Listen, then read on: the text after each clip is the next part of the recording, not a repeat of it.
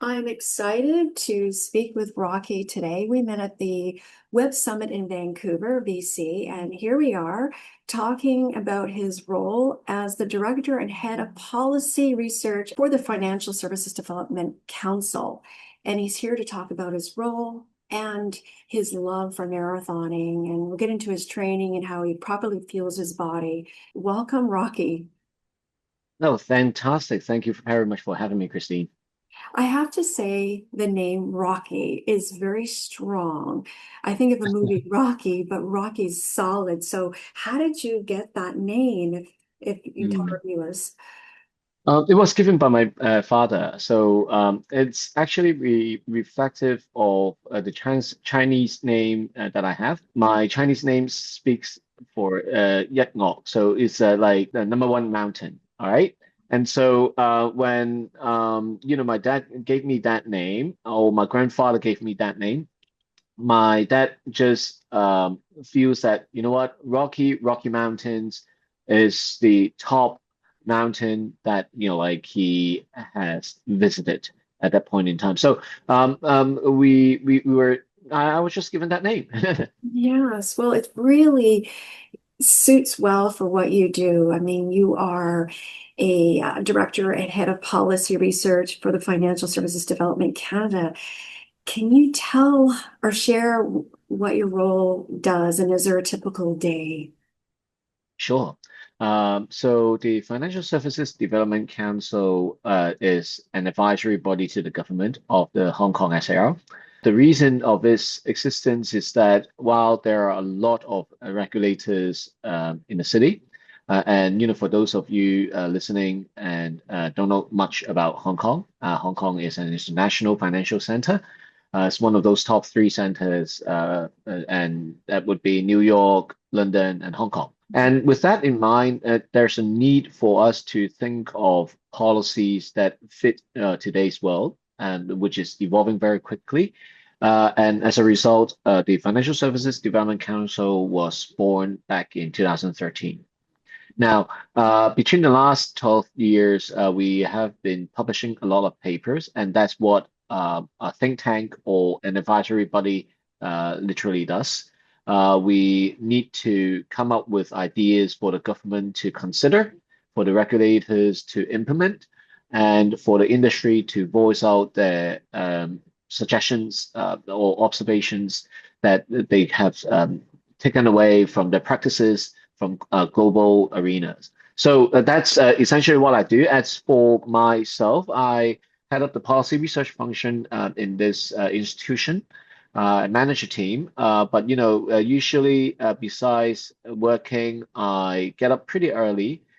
Sometimes, or these days, sometimes at 3:30. I don't know why it's insomnia, I guess, but I do start running at about 5. So that really balance out, what I have to deal with at work, a lot of writing, a lot of editing, a lot of speaking, as to what I have to do during my runs. And that's a lot of me time, no music, just pure running, focusing on my step by step, my feet.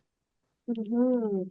So this, that balanced lifestyle, right? That you get up at 5 to do your training, but it's like how far do you go? Like, or does it depend on your training? Yeah, well, how far did I go? So, I got two kids. They're 14 and 12. My son is the elder son. He doesn't care too much about me sending him to school or to the bus stop or whatsoever. But I do wish to spend as much time with my daughter as possible. And with that in mind, I have to rush back home by 7:15 to pick up my daughter. So between 5 to 7:15, I run as much as possible. Obviously there would be interval days, there would be tempo, there would be easy, and there would be long run. Long runs are usually for the weekends. I'm now training for a marathon in the beginning of November in Hangzhou, in Chinese mainland. So I'm now going into the most enjoyable phase of almost tapering. So I really look forward to just eating a lot of food, getting ready for the race. Yes, and then speaking of food, can you share with us, the importance of nutrition and how do you properly fuel your body as a marathoner? I actually, it's a very interesting story that I had. As a matter of fact, I never ran until December 2018. It was right before this job. I was with CFA Institute, and the organization actually cares a lot about the employees. And with that, I mean, it would provide us with wellness services and benefits, which means we can spend a certain amount of money on gym membership or like dumbbells or shoes or whatnot. And back then, I never cared, but I thought, why shouldn't I do something about my own body with that kind of benefit? Now, at the same time, I was traveling, and my friend looked at me and she was like, "Look, Rocky, your belly is like a watermelon now. Perhaps you should start running." And that really hurt because I thought I was okay. I thought like I wasn't too heavy, and I decided to just follow her for a run and thought I could do it. Now. It was only after 2 kilometers that I had to stop, and I was running at 8 minutes pacing. So it was pretty much walking or walking a little fast. And I still couldn't continue after 2 kilometers. So I realized that something has to be changed, and that was first with my diet. Now, in a few short weeks, I lost about 20 pounds. And I only focused on having real food. So that's avocado, cereal, steak, orange, banana, that kind of real food. I'll just do that. It's not very scientific, but I realized that a lot of people told the world on social media that like having real food would allow your body to reconciliate with what it should be, and it worked for me. Mhm. And as a re result, like I lost 20 pounds and I start running. I complete my first 10K in February 2019. And since then, like I am more cautious with my diet. So I try to, avoid, overeating. I, like care a lot about, my water consumption and whatnot. But there was a period when I ran quite a bit, and I thought to myself, look, I'm running so much. There's a lot of output. Perhaps I can have a lot of chips. I can have a lot of snacks, and I did. Now, my friends just told me, Rocky, you're not improving these days probably because of your diet. And so like that was the that kicked in, that like kind of mindset kicked in, and I now try to avoid too much snacks. I still do, but like in terms of chips, I'm not eating it for breakfast. I'm not having so much candies during the day. Yeah, that really was the change. That was really helpful. Hmm. I mean, but you still, maybe have a few chips, but it's not like you might have it in a bowl, perhaps, but you don't overindulge. I mean, running, can have your cake and eat it too, but maybe in small doses. I don't, but yeah, so, but you feel better, right? When you're working out and having, you're properly fueling your body, but also, with your role, like how has running, marathons, I should say, helped you in your role? When you, with the role that you do, how is the training like what you do? Yes, it actually got my body a lot stronger than before. My immune system has improved a lot, except that, I've been sneezing for the last couple of days due to hay fever. Mm. It's around this season that the air quality start getting a little bit not as good. And as a result, like my nose is really allergic to dust and pollen and that kind of thing. Now, going back to your question, I do believe that running has given me a lot more reasons to be real to myself. So that kind of me time would allow me to think of the world in a very silent manner. It's just me and my brain, and that is very useful. I also feel that, like when you're less obese, I was obese. I was 180 some pounds. And I'm not, and I've been staying at around 140 something for the last 6 years. But I'm not tall, right? So and that's why, like with my weight, my sleeping quality was terrible, and I was snoring a lot, partly because of my allergies and whatnot, and that was disturbing my wife as well. So I think running in general has given not only me but my family better quality of life. Mhm. It has given me a lot of me time to think about what I have to do for the day, for a job, in my work, for my team, with the other people. I mean, like, except that it would get me quite tired, and I sleep like a farmer. My sleeping pattern is like I will go to bed by absolutely by 10, usually by 9. Except that, like I don't think there's a lot of weird changes, so to speak, to my body or to my daily life. Yes. Rocky, the work you do, is it, how would you say it's similar to running or training for a marathon to a financial strategy? Like it's like putting in what you put into is what you get. I was like depositing, right? You're depositing the kilometers or the miles. Um, can you find that it's similar, like the training for a marathon to a financial strategy? Oh yes, yes. I think well, for my work there it resonates a lot. So it keeps me very humble. Like even though you can have a bit of an improvement, like between now and what you were 2 years ago. I'm still just an average runner. And that actually keeps us very honest, right? There are a lot of people better than us. There are a lot of knowledgeable people out there who know about this and that uh, more than us. And so that actually gives us the reasons to stay humble and keep learning from the others. Now, in terms of finance, I also see that, as you mentioned, Christine, that like you have to deposit the mileage, or like in terms of finance, there are times when you can deploy wrong strategy, and you can lose all your money. This is exactly like if you are suddenly becoming too aggressive with adding mileage to your training plan, you can get hurt.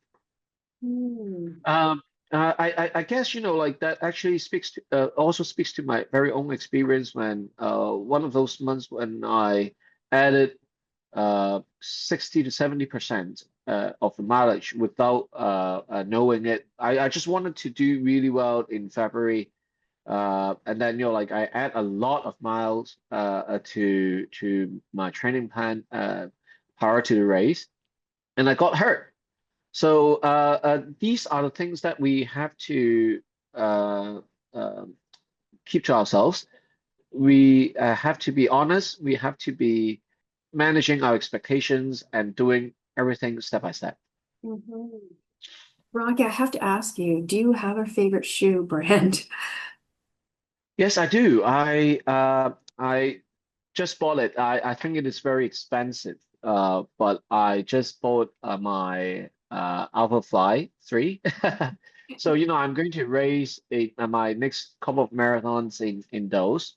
I run mostly in Nikes. So like I for my easy runs, I usually use Invincible 3. My tempos, I use Zoomfly 6. Sometimes my older pairs of Vaporfly 3s. I also run my long runs these days using Superblast 2 from ASICS. So, those would be my rotation Mhm. mostly. Yeah, no, that's wonderful, but also, can you, I mean, you have such a passion for running and for what you do professionally. And I would like to ask and share with our audience, do you have a favorite marathon? And can you tell us why? I haven't run a lot of marathon yet. It will be my sixth in Hangzhou. I ran a few in Taiwan.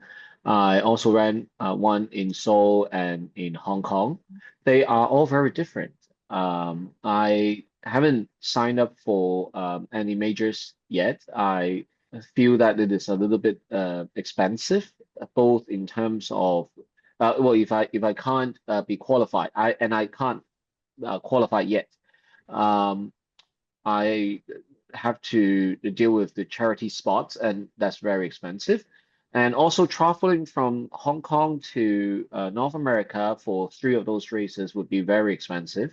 Mm. Also, the hotels are extremely expensive, and that's why like I haven't really signed up for those yet. But I may be doing it at some point. But to me, what I have uh, enjoyed the most would be the two races that I didn't have any cramming. And that would be the one in Seoul, and that would be the one in Hong Kong. And that explains why I'm traveling to Seoul again for, a marathon in March 2026. So hopefully I can, achieve a PB again in 2026. Well, you will, run Boston one day. So, yeah, so it's the two. Christine, you did that. You did that. You tell me how, I would be able to do it. I think, like it's really an achievement. And at some point, if I can be qualified for Boston, I would love to go. It's just that between now and then, I still have a lot of lessons and runnings to do before I can get there. I believe you'll get there. And I didn't mention in my introduction that you're an international speaker. And can you share some of your talks? You were at the Web Summit in Vancouver. But do you travel a lot giving talks, Rocky? Um, I do travel quite frequently, Mm. so um, and I do speak to an international audience. So Hong Kong by itself also attracts a lot of international audience coming to Hong Kong, attending conferences. In the year of 2025, sorry, 2024, 2025, that's one fiscal year, I spoke to uh, 65 or some groups of people publicly. And that spans from the Middle East, North America, Europe, ASEAN countries, and obviously Hong Kong and Chinese mainland. So there are a lot of places that I've been to, and I speak. A key reason is that like we speak the commercial language. We also know and understand the context of government policies and regulations around the world. So I guess that's one of the key reasons why we will be invited to uh, different markets to speak to their audience, trying to understand what's happening in Asia. It's wonderful. And Rocky, is there anything else you'd like to add that I didn't ask you? I mean, I could talk to you about running all day, but you know, but is there anything you want to share, like any advice, for runners, beginner runners who want to run a marathon or a 10K? Oh, well, in that case, I can perhaps say a little bit about how I began and uh, how I've devoted so much time to it. Um, as a young kid, like I play a lot of sports, but the least I enjoyed doing was running. I was once on the basketball team, and um, the coach required us to do a lot of running, and I decided to quit, despite the fact that basketball was uh, my favorite. It was my hobby, right? and I devoted a lot of time to it. But I hated running so much that I had to quit it just because the coach required us to do too much running. Mm. Now, looking back, I think it's a blessing in disguise.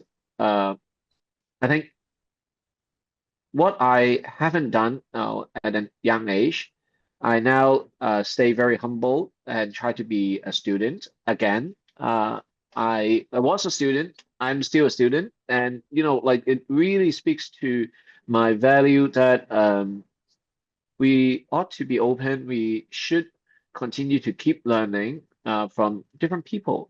And like I mentioned earlier, running really keeps me very honest, and I really hope that my knees would stay up, my feet would continue to support me. I'm sure my family will. For that, they have seen me change into a slightly better version of Rocky Tone. Uh, and so, hopefully, uh, I'll still have the support going forward.